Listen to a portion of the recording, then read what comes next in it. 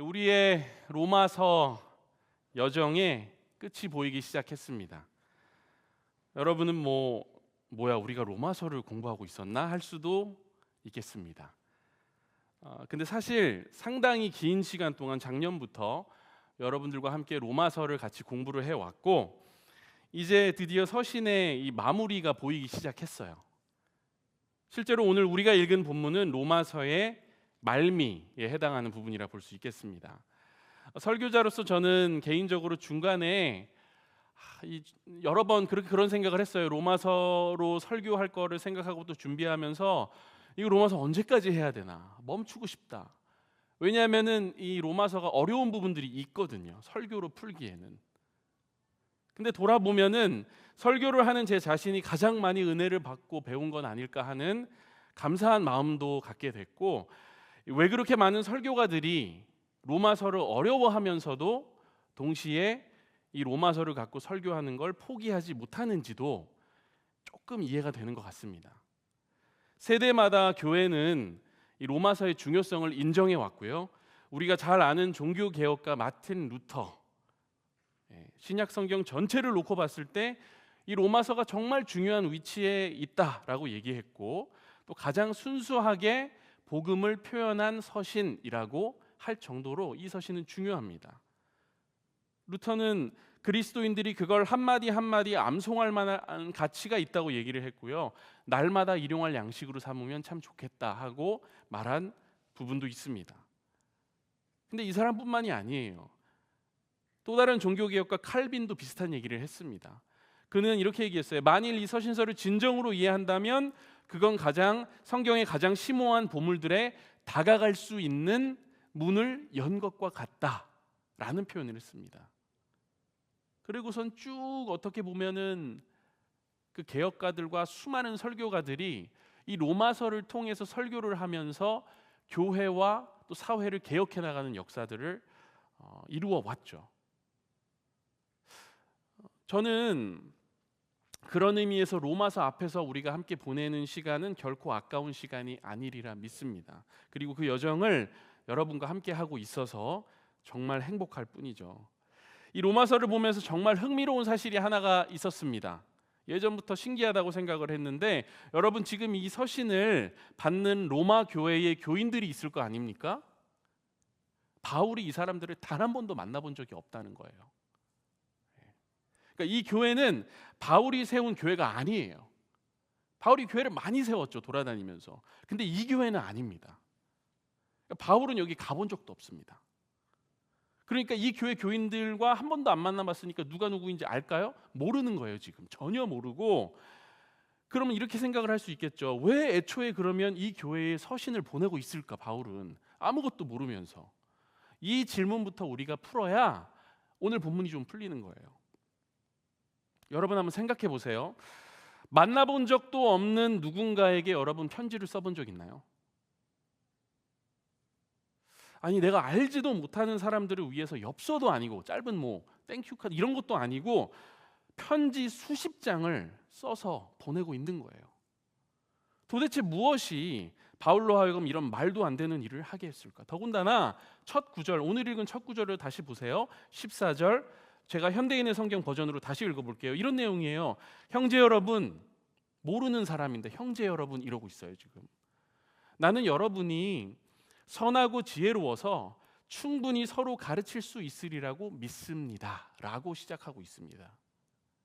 그러니까 로마 교회의 교인들이 여러 면에 있어서 균형 잡힌 신앙생활을 하고 있었고 건강한 교회를 만들어가고 있다는 것을 바울이 소문을 통해서 이미 듣고 있는 거예요.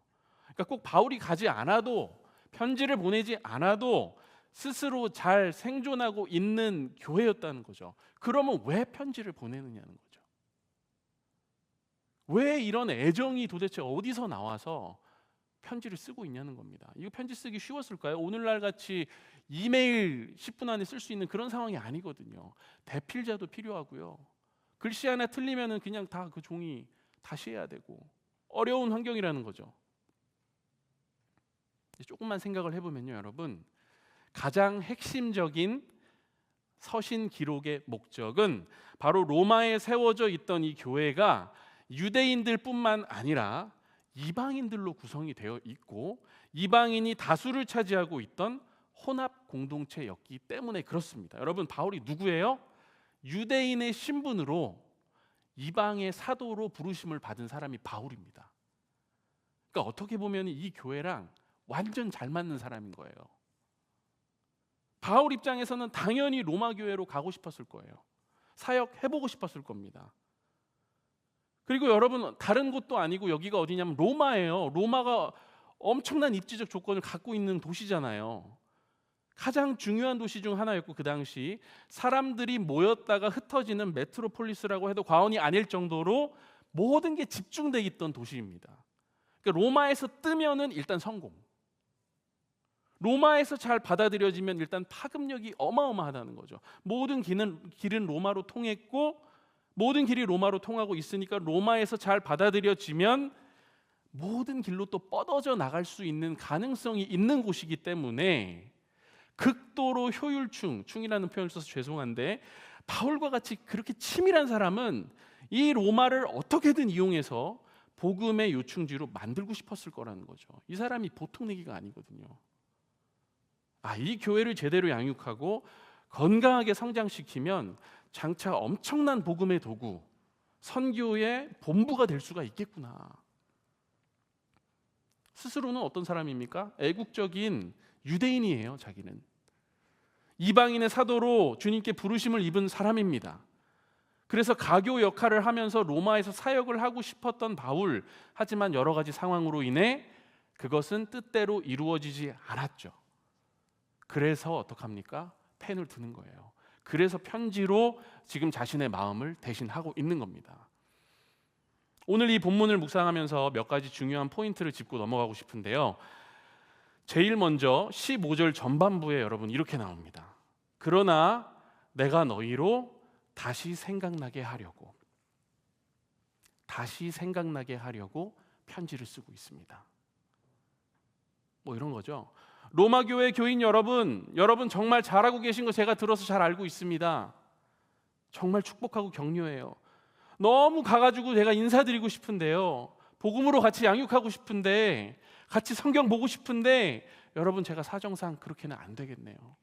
그럼에도 불구하고 여러분께 재차 당부하고 되새기고 싶은 내용들이 있어서 이렇게 편지를 씁니다. 여러분 한번 들어보시겠어요? 여기서 나오는 여러분 다시 생각나게 하려고라는 이 원어는요, 신약 성경 전체를 통틀어서 딱 여기서 한 번만 사용되는 단어입니다. 에파나 밈네스콘, 무슨 뜻일까요? 마음속에서 뭔가 다시 생각나게 하는 거예요. 그러니까 마음속에 새로운 걸 넣는 게 아니라 이미 마음속에 어딘가에 있어, 흩어져 있어요. 어디 가라앉아 있거나. 근데 그거를 다시 떠오르게 해주는 거예요. 우리는 궁금할 수밖에 없죠. 왜 다시 생각나게 하려고 할까? 여러분, 우리가 누군가랑 대화를 해요. 예? 제가 이렇게 종원이나 동현이랑 이렇게 대화를 합니다. 그럼 제가 똑같은 말을 계속한다고 해봐요. 왜 똑같은 말을 계속할까요? 중요해서. 예. 또 무슨 이유가 있을까요, 여러분? 못 알아들으니까. 또 무슨 이유가 있을까요, 여러분? 이걸 잘 생각해 보자는 거죠. 여러분, 제가 집에 딸이 둘이 있잖아요. 하나는 엄청 어려서 아직 말을 알아듣긴 하지만 못 알아듣는 척하는 것 같고, 첫째는 알아듣지만 말을 안 들으려고 하고. 근데 아빠로서 제가 진심 어린 마음으로 이미 알고 있는 걸 또 말한다면 여러분 그 이유가 뭘까요? 일단 제일 먼저 저는 이런 생각이 들었어요. 내 소중한 자녀들이 혹시 중요한 거를 까먹고 있지는 않나 하는 마음에서 다시 생각나게 하려고 말하는 겁니다. 그렇죠? 이거 혹시 까먹은 거 아니지? 오늘 학교 갔는데 혹시 이거 태권도복 가져가야 되지 않니? 맨날 물어보는 거. 이거 중요한 거 알지? 너 오늘 이거 숙제인데 이거 기억해야 돼. 다시 말하는 이유가 하나 이거죠. 또 여러분 뭐가 있을까요? 약속을 되새기는 거예요. 얘네들이 약속을 해놓고 까먹네. 그때 너 아빠랑 이렇게 약속했는데 지금 안 지키고 있어. 다시 얘기해줘. 아빠는 기억하고 있는데 너는 까먹었지. 물론 그 반대가 될 때도 있죠. 아빠 왜 약속을 안 지켜요? 약속을 다시 생각나게 하는 거. 또 한 가지를 생각해 봤는데 이거는 약간 오은영 솔루션 같은 느낌인데 이미 잘하고 있는 거를요 한 번 더 언급하면서 칭찬해 주는 거예요.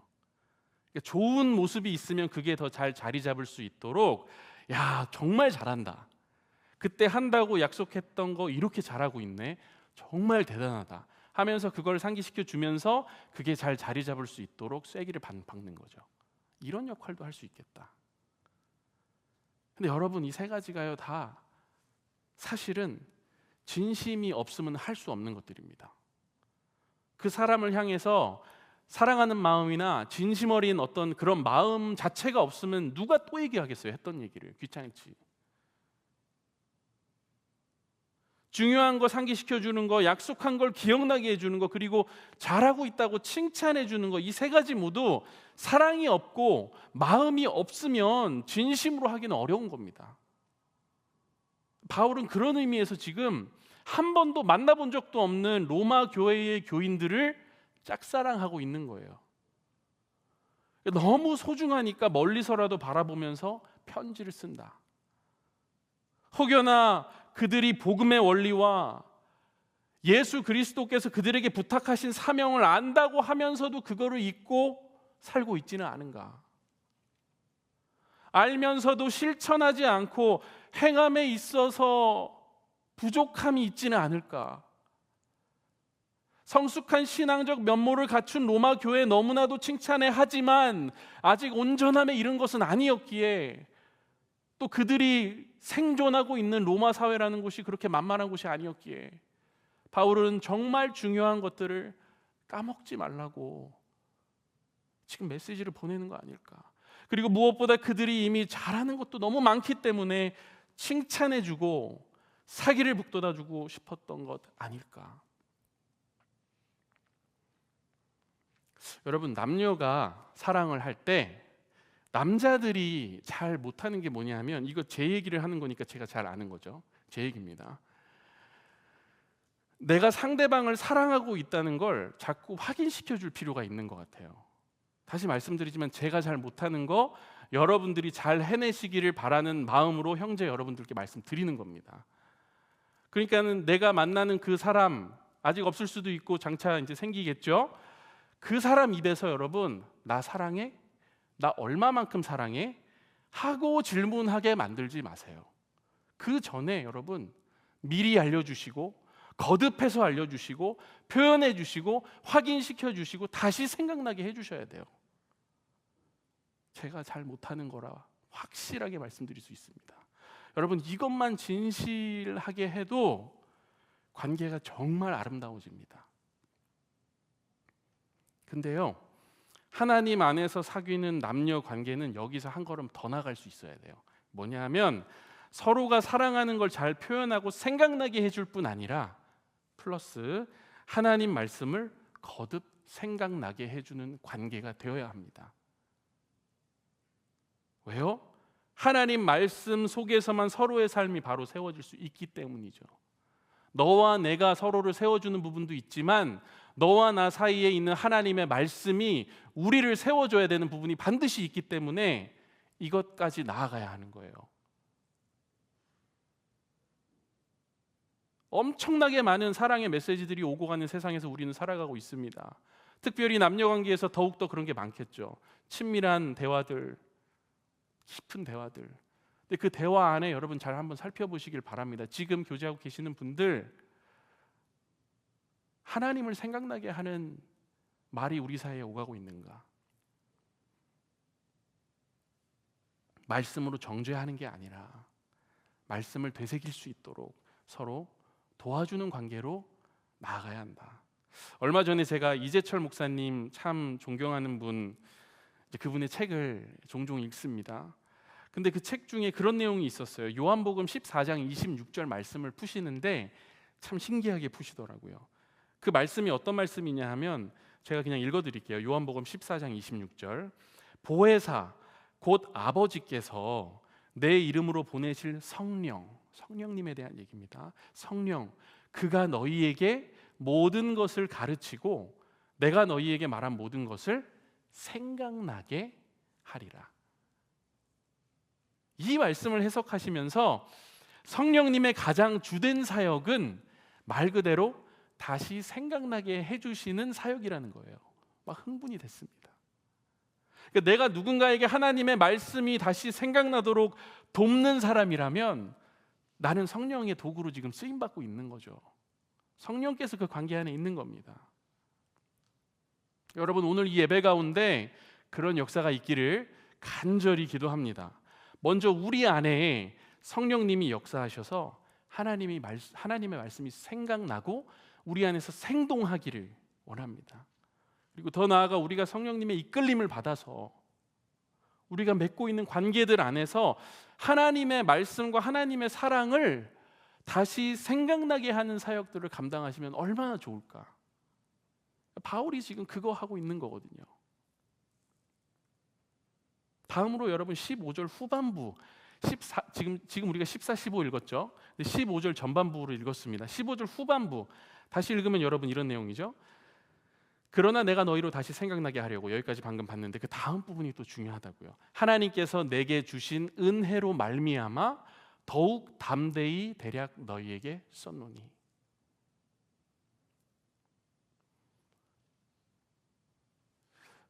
내게 주신 은혜로 말미암아. 여러분, 우리가 교회 오래 다니고요, 신앙생활 오래 하신 분들은 이 라인이 눈에 보이질 않아요. 내게 주신 은혜로 말미암아 훅 그냥 지나갑니다. 왜? 너무 많이 듣는 말, 은혜. 너무 익숙한 말, 은혜. 나 이미 다 아는 거, 은혜. 여러분, 바울이라는 사람이 어떻게 그렇게 대단한 사역들을 감당하고 어디서 그런 엄청난 에너지가 흘러나와서 그런 편지를 쓰고 돌아다니면서 교회를 세우고, 여러분 생각해 보면 바로 여기에 답이 있습니다. 그가 다시 생각나게 하는 사역을 감당할 수 있는 이유가 뭘까?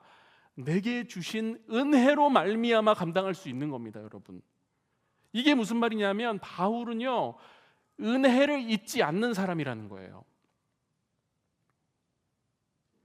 다시 말씀드리지만 예수 믿는 사람들이 은혜를 너무 망각하고 살아간답니다.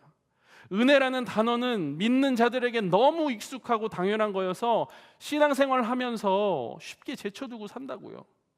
근데 바울은 무슨 말을 할 때마다 은혜, 내 앞에 은혜라는 단어를 두고 사는 사람 같이 은혜를 잊지 않는 사람이다. 은혜 아니면 내가 살아갈 수 없습니다. 은혜 때문에 내가 여기까지 왔습니다. 은혜가 아니었으면 나는 아무것도 아닌 사람입니다. 은혜 아니면 나는 여전히 주님 모르고 삶의 의미를 모르고 그냥 살아가고 있었을 법한 그런 사람입니다. 목사님, 은혜가 뭔데요? 선물 아니에요? 그냥 그런 뜻 아닙니까? 내가 받은 좋은 것 정도로 여러분 우리가 은혜를 생각하는 경우가 많죠. 근데 여러분 그거 아닙니다. 은혜는 주시는 이유가 있는 거예요. 은혜는 내 안에 그대로 머무르는 게 아니라 내가 선물로 받아가지고 나만 갖고 있는 게 아니라 무엇인가를 잉태하는 에너지라는 거죠. 바울에게서 지금 그 에너지가 끊임없이 흘러나오는 거예요. 무제한의 은혜를 계속해서 흘려보내고 있는 바울.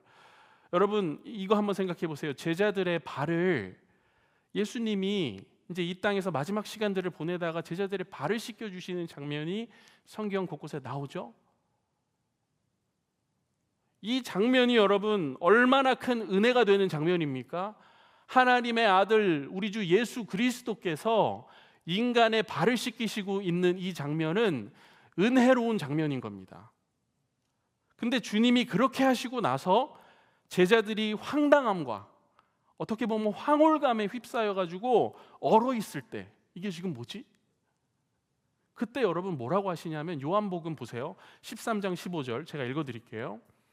내가 너희에게 행한 것 같이 너희도 행하게 하여 본을 보였노라. 은혜를 받았느냐? 은혜가 소중하냐?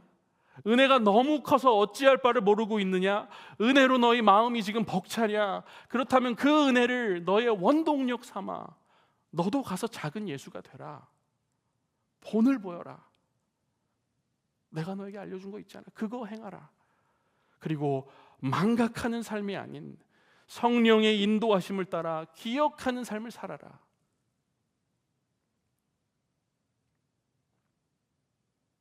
그 다음 구절부터 여러분 쭉 보세요. 바울이 이제 쭉 어떻게 보면 긴 말을 시작하는데 16절 딱 처음에 뭐라 그럽니까?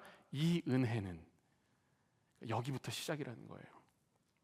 16절, 이 은혜가 나를 일꾼 되게 했습니다. 이 은혜가 하나님의 복음을 맡은 자로 살아가게 해줬습니다. 17절, 이 은혜가 나로 하여금 자랑하게 합니다. 18절, 이 은혜가 나로 하여금 간증하게 합니다. 19절, 이 은혜가 나를 새로운 땅으로 인도하고 또 인도합니다. 20절, 이 은혜가 아직 복음이 들어가지 않은 곳으로 나를 향하게 합니다. 21절, 이 은혜가 또 다른 은혜를 낳습니다. 사랑하는 여러분, 바울은 주님께서 허락하신 은혜로 새롭게 살아갈 기회를 얻은 사람이었습니다. 이미 한번 주님 안에서 죽었던 사람이기 때문에, 십자가에 주님과 함께 못 박혔기 때문에 그가 뭐라고 고백합니까? 이제는 내가 사는 것이 아니요 내 안에 그리스도께서 사는 것이라 고백하며 은혜에 합당한 삶을 살았던 사람이 바울인 거죠. 성령께서 바울에게 말씀하신 그 성령께서 오늘 우리에게도 동일한 말씀을 주세요. 오늘 이 말씀은 내가 너희에게 그 은혜를 다시 생각나게 하려고 전하는 메시지다. 은혜에 합당한 삶을 살고 있느냐? 여러분, 이 울림이 바울의 편지로부터 우리 마음 가운데 흘러 들어오기를 간절히 원합니다. 아주 오래전에요, 제가 예수님 처음 만나고 막 미친놈같이 막 황홀해가지고 막 살아갔던 그런 어떤 한 1년 정도의 시기가 있었습니다, 여러분. 그때는 막 정말 은혜 가운데서 막 허우적거리고 막 찬송 들으면 바로 눈물 나고 막. 근데 그때 제가 정말 즐겨 듣던 찬양이 하나 있었는데, 잘 때도 듣고 일어나자마자 켜서 듣고 막 울면서 듣고 웃으면서 듣고 너무나 사랑했던 찬양이었는데, 언제부터인가 이 찬양이 제 삶에서 싹 사라진 거예요. 그러다가 여러분, 어제 밤에 먼 곳 마무리하는데 어떻게 이렇게 유튜브에서 음악 설교 쓸 때 좀 찬양 들으면서 써야지 좀 그래도 좀 되지 하면서 막 이렇게 찾잖아요. 근데 그 곡이 띡 갑자기 올라온 거예요. 그래서 잠깐만, 이거 뭐지 하고 딱 켰는데 그 곡인 겁니다. 그 찬양에요, 여러분, 이런 가사가 있어요. 은혜 아니면 어디인지 모르는 그곳 찾아 헤매며 걸어도 내 구원은 얻지 못해. 나 어디로 갈지 내 힘만으로는 이길 수 없네. 끝없는 경주. 은혜 아니면. 사랑하는 여러분, 오늘도 우리에게 은혜를 허락하시는 하나님께 나아가는 시간이 있기를 원합니다. 은혜라는 단어, 여러분, 우리가 너무 당연시 여기지 않기를 바랍니다. 더 나아가 우리 가운데 하나님께서 너 그때 기억하니? 너 내가 너에게 준 은혜 기억하니? 그렇게 다시 생각나게 해주시는 역사가 오늘 우리 가운데 있다면, 그 고백 마음속 깊은 곳에 그냥 담아두고 묵히지 말고 오늘 기도 가운데 하나님께 감사로 고백하며 나아가는 여러분과 제가 되기를 원합니다. 내 힘만으로는 이길 수 없고 또 사랑할 수는 없지만 은혜를 앞세워 계속해서 여러분 이 경주를 감당해 나가는 여러분과 제가 되기를 원합니다. 우리 찬양팀 나오실 때 우리 이렇게 서로 내 좌우 앞뒤에 있는 분들에게 이렇게 고백을 하면서 찬양으로 마음을 좀 열면 좋겠습니다. 잘 모르시는 분들이어도 한번 인사 한번 해보세요. 주신 은혜를 힘입어 감당합시다. 아멘. 주신 은혜를 힘입어 감당하는 우리가 되기를 원합니다. 다 표현 못해도 함께 찬양하겠습니다.